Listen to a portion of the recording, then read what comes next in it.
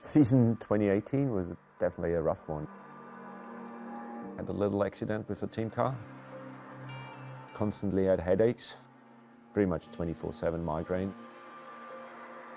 You know, it's getting rough.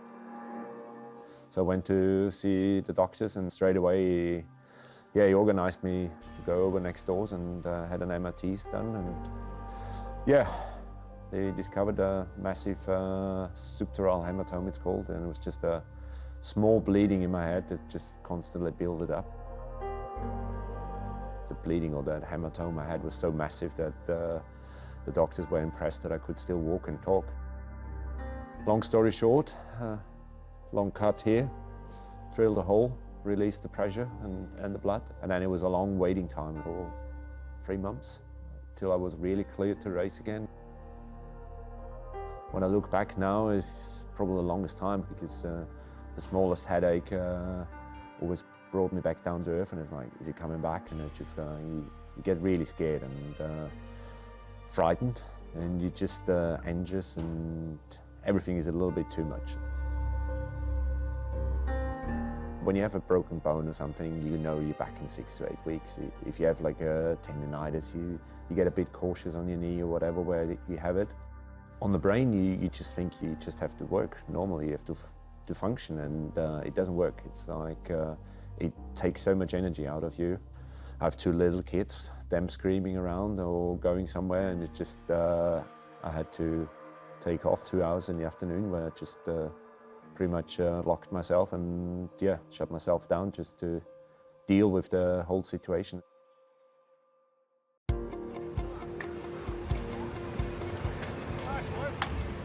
I mean, the comeback and everything, Kev said it to me, it's like, mate, don't stress. It's like, because I always had also the dream to be back for the Tour, and that was clear after a few weeks that's not going to happen.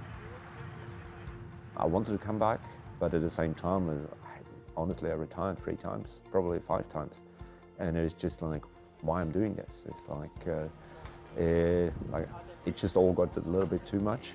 But at the same time, it kept me going. And the training first on a turbo and then riding outside, it really helped me. It's like, when I look back, like after 2 weeks in hospital, or I was a week in hospital and then another week at home where I couldn't do anything, and then doing half an hour on the turbo, I felt like the best ever. Like, I got off that turbo, sweated a little bit, and I was just happy.